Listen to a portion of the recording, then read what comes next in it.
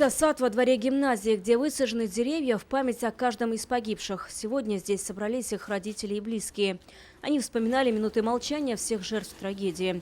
Вице-премьер Лейла Фазлиева сначала повязала ленточку памяти на одной из деревьев, затем возложила цветы уже в самой школе. Мы по согласованию с родителями и родственниками погибших встречаемся на территории образовательного учреждения в этом саду памяти.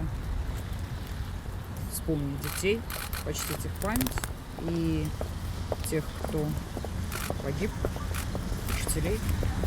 Все вместе с родителями за этот период мы постоянно взаимодействовали. В небо выпустили 9 голубей в память о всех, кого не стало год назад. Наши близкие не умирают, возвращаются теплым дождем. Мы сейчас смотрим на мир совсем по-другому. Его жизнь разделилась на до и после. Мулла Нур Мустафин первым оказался на пути стрелявшего и получил серьезное ранение головы. 2 месяца провел в московской больнице. Месяц из них в реанимации. До сих пор продолжает курс реабилитации. Некоторые думают, конечно, вот он живет, как жил, так и живет. Это не так. А в душе уже другое. Мулла Нур Мустафин – сотрудник по обслуживанию здания школы. С 1 сентября он вновь вернулся на работу. Помнить надо, поминать надо погибших. А вот саму ситуацию, процесс какой был, так его вспоминать, по-моему, не надо.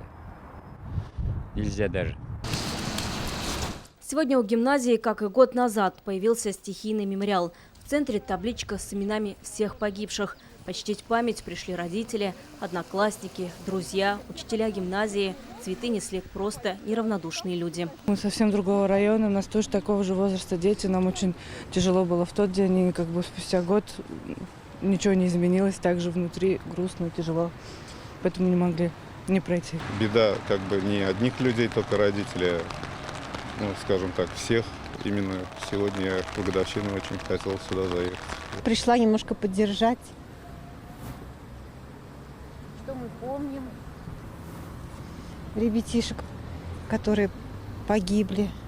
Чтобы такого никогда не было. Этот год был для нас очень тяжелым, очень ответственным. Не только для нас, для наших детей, а для всей нашей школы, для всего города Казани. И всем хочется сказать огромное спасибо за поддержку, которую оказывали нашим детям, нам, родителям.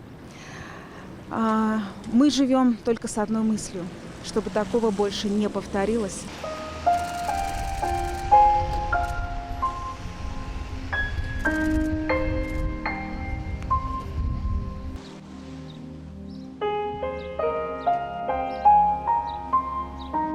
Вероника Гайнудинова, Марат Зайдуллин, ТНВ, Казань.